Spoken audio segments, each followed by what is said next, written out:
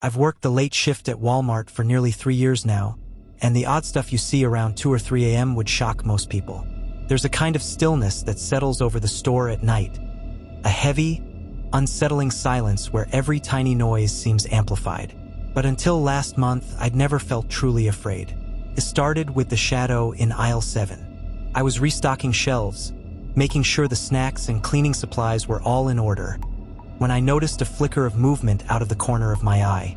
I looked up, expecting to see a customer, but no one was there, just an empty aisle. The shadow was strange, though. It wasn't the kind cast by our overhead lights. It was darker, like a smear against the brighter fluorescent glow, and it moved slowly, almost cautiously, along the edge of the aisle. I tried to shake it off, chalking it up to fatigue. Late nights can mess with your head, right? But then it happened again, and again. Every night, the same shadow appeared, always in aisle 7. Sometimes it was barely noticeable, a slight darkening of the corner. Other times it was bolder, stretching across the floor as if it had a life of its own. I mentioned it to my coworker, Danny, and he just laughed it off, saying I was seeing things. But one night, I caught him staring, pale-faced, down that same aisle. He wouldn't talk about it afterward, and I didn't press. A week later, things took a turn. I was by myself, finishing up some price checks, when I heard a soft, whispering sound. At first, I thought it was the ventilation system, but it didn't have the hum or buzz that I was used to. This was different, almost like someone was calling my name, low and breathy. It was coming from aisle 7. The moment I stepped into the aisle, the lights overhead flickered, and I felt a chill roll over me. There was no breeze, no draft. It felt as if the very air around me had changed, thick and cold, pressing down on my chest. The whisper grew louder, morphing from my name into something darker, something unintelligible but undeniably sinister. And then I saw it. The shadow wasn't just on the floor.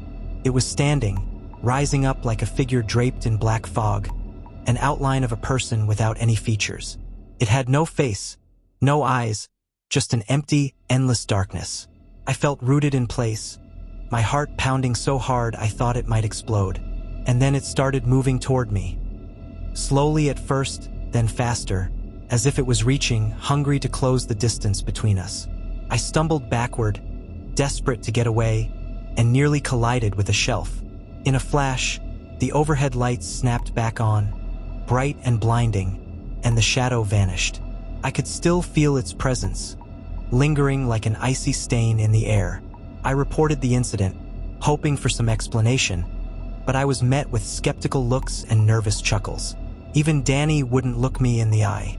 But a few nights later, he quit. No notice, no explanation. Just gone. Since then, I've avoided aisle 7 as much as I can. But sometimes, even when I'm far on the other side of the store, I feel that chill, that creeping sense of dread.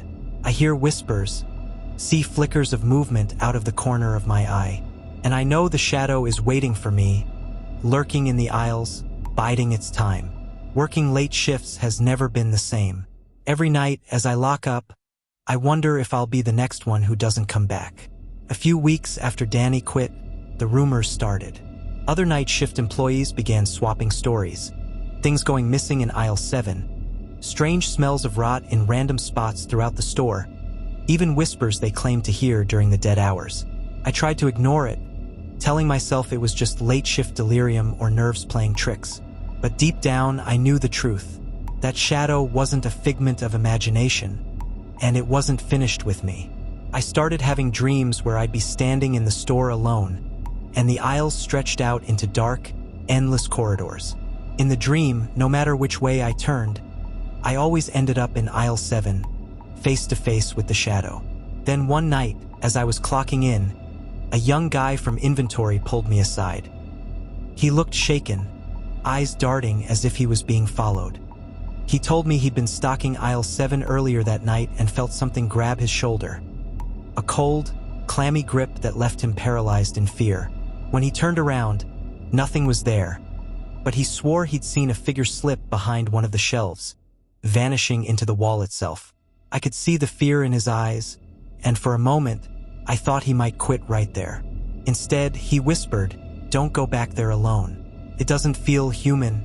That warning stuck with me, but the shift had to go on. Near the end of my shift, just as I was wrapping up, the power went out, plunging the store into pitch-black silence. I waited, heart hammering, for the generator to kick in, but it didn't. The air felt thick and stale, pressing down on me as if the darkness itself were alive. And then, the shadow emerged again, right in front of me, darker than ever. It was closer now, close enough that I could feel a coldness radiating from it, chilling my skin. I tried to run, but my feet wouldn't move. It was like I was rooted to the spot, frozen in sheer terror. Slowly, it leaned forward, and even without eyes, I knew it was staring right into me, seeing everything. The whisper started again, filling my head, and I knew that it didn't want me to leave. I don't remember much about what happened next. Somehow, I must have blacked out, because the next thing I knew, I was waking up on the floor, with the emergency lights casting a sickly glow over the aisles. My co-workers found me sprawled out, drenched in sweat and barely able to breathe. They said I was muttering in my sleep, something about shadows and whispers. They thought it was exhaustion, just another casualty of the night shift grind. But I knew better.